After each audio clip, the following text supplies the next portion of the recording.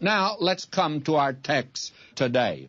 We have here in verses 1 and 2, and I'm going to read from my translation, and you follow closely the Authorized Version. I read, and he stood on the sand of the sea. What do you read? Well, you read, I stood upon the sand of the sea, as if it was John. Now, the better manuscripts today show that he. And who's he? Well, who are we talking about in the last chapter? It's the same he there, because that's the last modifier.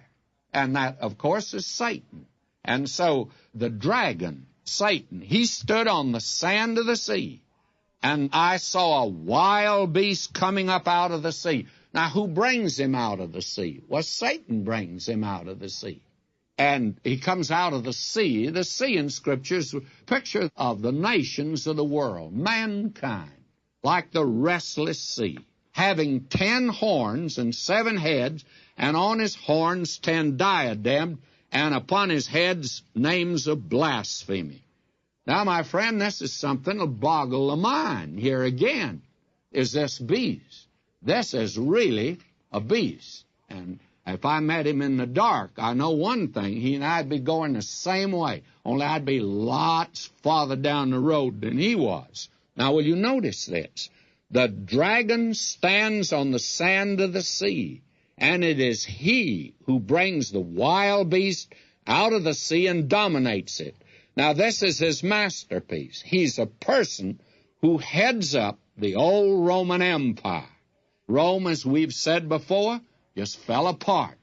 And this is the only one that'll ever be able to put it back together again. Now, if you remember our study in Daniel, we went in detail on that. That's the reason you need to know Daniel, to know Revelation. Now, God apparently is taking his hands off of this earth for a while and turning it over to Satan.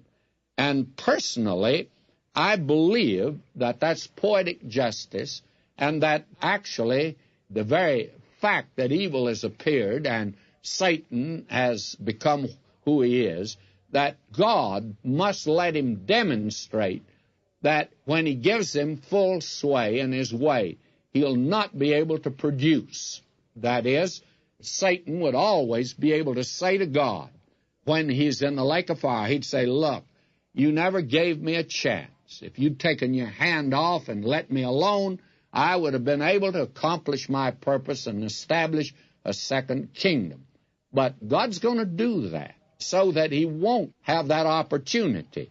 And so we have here then this tremendous statement. And as we said, the sea represents the nations. And this wild beast is similar in description to the fourth beast, that nondescript beast in the 7th chapter of Daniel. There it represents the prophetic history of the Roman Empire down to the little horn and his destruction.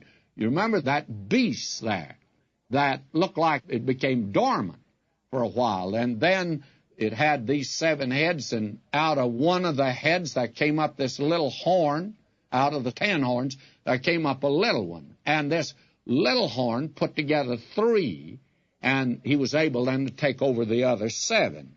That is back in the book of Daniel, and I'm saying it very quickly.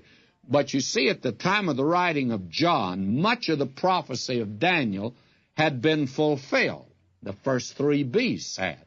Babylon, the lion, and Media, Persia, the bear, and the Greco-Macedonian Empire, that represented the panther. That is the 3rd beast. And when Daniel gave it, it was prophecy. Now it's fulfilled in John's time.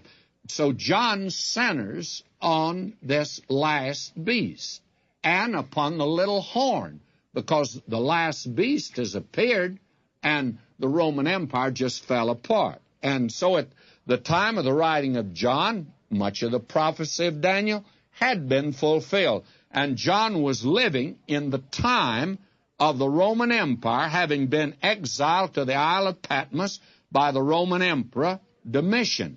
Already signs of weakness and decay were visible in the empire, and John was a spectator to that which was still future.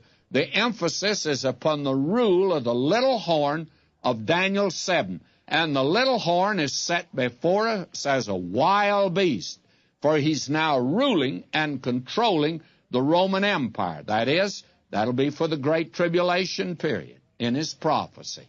And the little horn and the wild beast are identical here. For those of you that are Bible students, you'll understand that. And if you don't get that, I would suggest you get my book on Daniel and read the 7th chapter. That would be basic to understanding this. The wild beast is the man of sin and Antichrist, the final world dictator. And the last verse of this chapter confirms this view. Let him that hath understanding count the number of the beast, for it's the number of a man. We're going to see that in verse 18. So we're dealing with a man who is the world dictator at the end, and we'll see the development here in this chapter. Now, there's been a great deal of excitement in our day, and I'm included in the group that are excited, about the fact that there is the common market in Europe today. You see, there have been many that have attempted to put Europe back together again. Charlemagne attempted that, and he failed. I think that the Roman Catholic Church has attempted it, and certainly has not succeeded in that. In fact, the Holy Roman Empire that centered in Vienna, Austria, Franz Joseph was the last of the emperors in the Holy Roman Empire. And his son apparently was either murdered or committed suicide. It's a very sad story. And that's always been interesting to me because there was an attempt made. Napoleon attempted it. Kaiser Wilhelm attempted it. Hitler and Mussolini attempted it. But you see, God hasn't been ready yet, and he won't let him appear until the time of the Great Tribulation. And to me, the common market is interested, not because we're seeing prophecy fulfilled, but we're seeing a stage set that reveals that prophecy can be fulfilled. Why, a great many people have said down through the centuries, you'll never get Europe together. Well, you can't until God's ready, and Satan is going to supply the man. And I think the common market is just an interesting instrument, that's all. Now, the little horn comes to power by first putting down 3 of these rulers, and afterward he dominates the other 7, and he becomes, from that, the world dictator. We'll see that. Now, the 7 heads are not easily identified. They're interpreted in chapter 17, verses 9 and 10, as 7 kings. And these do not reign contemporaneously as the 10 horns do, but they appear in a chronological order. Now, some have interpreted them as representing certain Roman emperors, as Domitian, who was then ruling. And others interpret these 7 heads as the forms of government through which the Roman Empire passed. They had kings, consuls, dictators, decemvirs, military tribunes, and emperors.